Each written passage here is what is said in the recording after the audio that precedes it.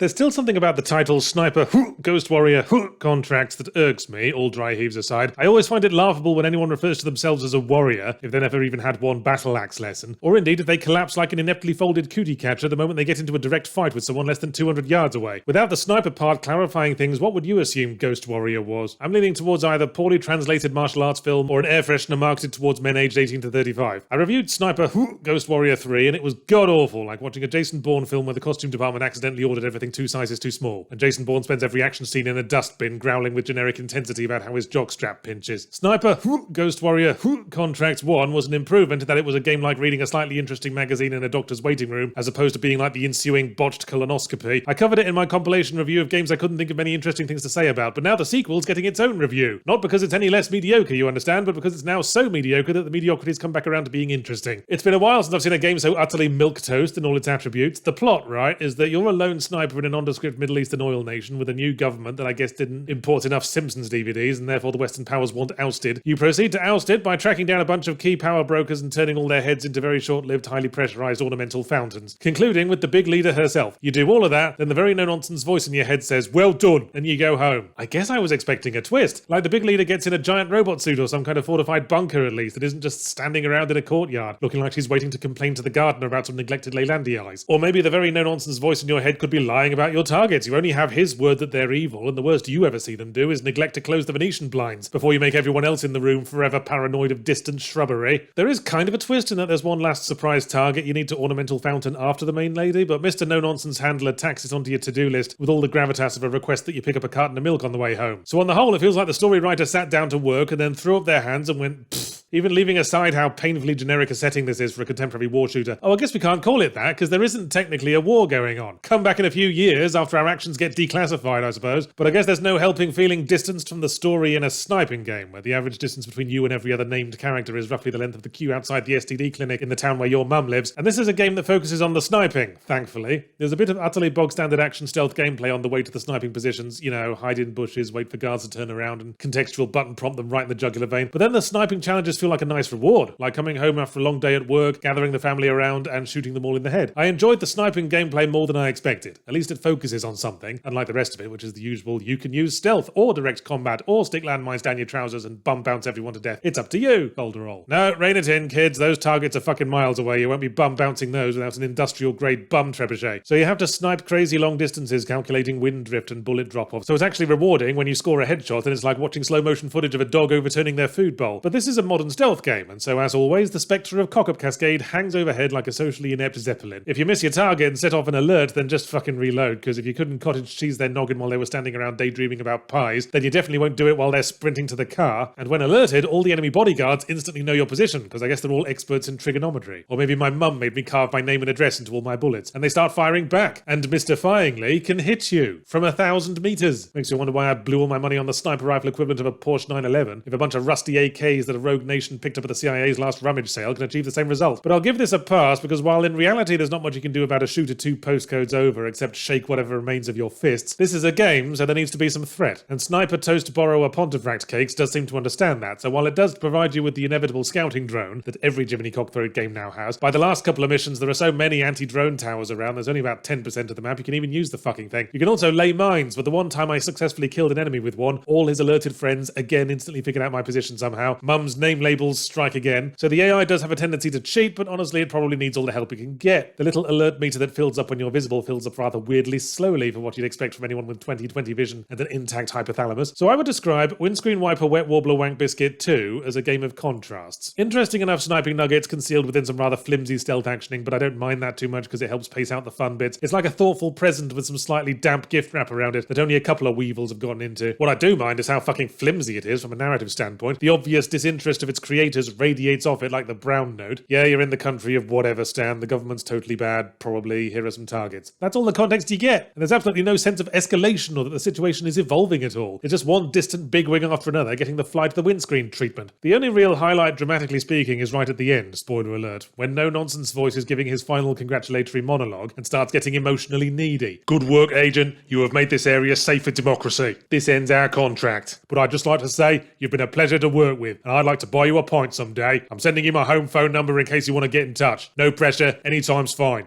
It's just, I've been very lonely since the divorce, Agent. He is still there, Agent. Oh, my cat's come into the room, Agent. Do you want to say hello to my cat?